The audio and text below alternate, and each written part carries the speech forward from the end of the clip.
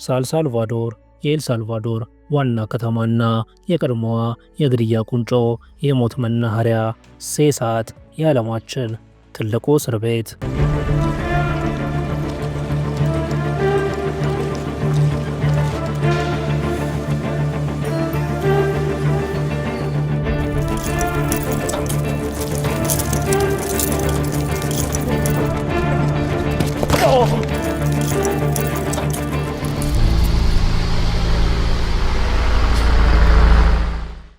ሳልሳልቫዶር በ2015 የዓለማችን የግድያ ዋና ከተማ ተብላ የተፈረጀች ዘረፋና አስገድዶ መድፈር የተጧጧፈባት የኤል ሳልቫዶር ዋና ከተማ ባሪዮ 18 እና ኤምኤስ 13 በሚባሉ አሸባሪዎች የምትመራ ሕግ አልባ ከተማ ነበረች።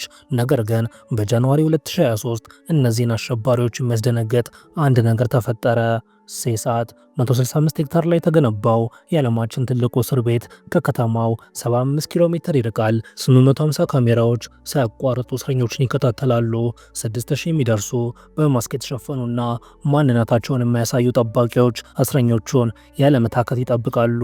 እስር ቤቱ 8 የማሰሪያ ህንፃዎች አሉት። እያንዳንዱ ህንፃ 3 ሜትር በሚረዝሙና በአደገኛ ሽቦ በተሰሩ 2 አጥሮች ይከበባል።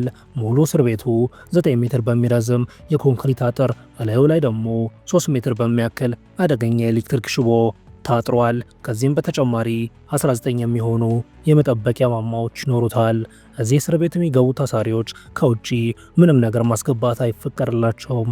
ወደ እስር ቤቱ እንደደረሱ ሙሉ ፍተሻ ይደረግላቸዋል። ከዛም ሙሉ ለሙሉ ነጭ እንዲለብሱ ይገደዳሉ። የውስጥ አካላቸውን ሊያሳይ በሚችል ኤክስሬ መፈተሻ ይፈተሻሉ። ከዛም ዘላለማቸውን ወደማይወጡበት እስር ቤት ይገባሉ። እዛ መርመቱ አይጠይቃቸውም። እነሱም የመውጣት ተስፋ የላቸውም። እያንዳንዱ የእስር ቤት ክፍል ከ80 እስከ 120 እስረኞች ይገኙበታል። ክፍል ውስጥ 2 ክፍት መጸዳጃ ቦታዎች አሉ። አማራጭ የለምና ሰው እያያቸው ይጸዳዳሉ። ገላቸውን ለመታጠብ ውሃ ከበርሜል እየቀዱ እዛው የሚገኝ ገንዳ ውስጥ ይታጠባሉ። የሚተኙት በብረት የተሰራ ተደራራቢ አልጋ ላይ ሲሆን ፍራሽ፣ አንሶላ፣ ብርድ ልብስና ትራስ የሚባሉ ነገሮች አይኖራቸውም። አብዛኞቹ እስረኞች ሰውነታቸውና ፊታቸው በንቅሳት የተሸፈነ ነው። የኤምኤስ 13 ቡድን አባላት ሰውነታቸው ላይ ኤምኤስ ወይም 13 የሚል ንቅሳቶች አይጠፉም። የባሪዮ 18 ደግሞ 18 የሚለው ቁጥር ወይም 666ን ተነቅሰው ይገኛሉ።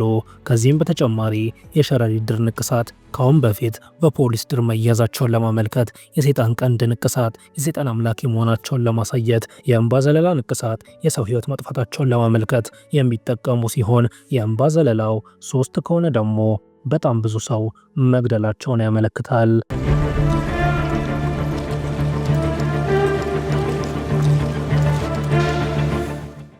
ኤል ሳልቫዶር ከዚህ እስር ቤት ግንባታ በፊት ከ100 ሺህ ሰው መሃል በየዓመቱ 104 ሰው የሚገደልባት ሀገር ነበረች። ከዚህ እስር ቤት ግንባታ በኋላ ግን ይህ ቁጥር ወደ 2.4 ወርዷል። ይህም ኤል ሳልቫዶርን ዓለማችን ላይ ካሉ ሰላማዊ ሀገሮች መሃል እንድትሆን ረድቷታል።